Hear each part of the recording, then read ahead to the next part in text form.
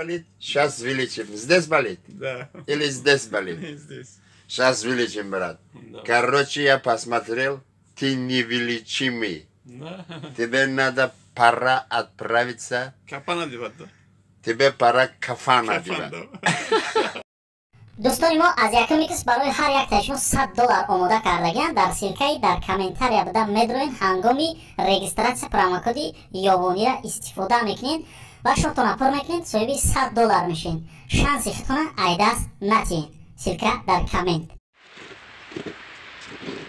ای ملک غریب یا پیغام و در سپیدام یک قصه نوبتی برای اون مردمه که چندین وقتا در لب خندن است قصه درباره کامپیوترهای سیوزنی شوستریک یک کامپیوتر خالصی شوستریک بوده یک نویره داشته همون نویره فقط ازدواج میکرده بیا سبحان جان بیا میدامیه بازی میکنیم ها تنم چلیکات انم خیلی کو انا بزن هر دو چشم میمد برس اگر منم پنسیام 50 سامانه ما ترمتم خوشید ماما بیچاره گودک دو چلیک همه خم میکنه طرف چشم همه خم میاره کامپیوتر دست میمونه که چلیکا خر رسم میکنه ای سحر تا بگر کار همه خ ازدواج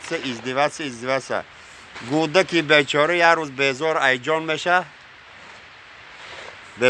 میشه کلاش دیگه فکری زمانوی میه گفته کامپیوتر حالی من هیلش میره آمده گفته ماما هم خرید بازی ما نمیکنیم بچه میکنیم حالا همون نرخ نما همون خیلی 50 سومونه ها 50 سومونه سر کردیم گودک همه خیلی بکنه کامپیوتر دست میمونه گودک الان مزنه چشم کامپیوتر میکنه که چلیک ده میگیره میگه ماما میبخشی من 25 سومش میشه سلامت باشه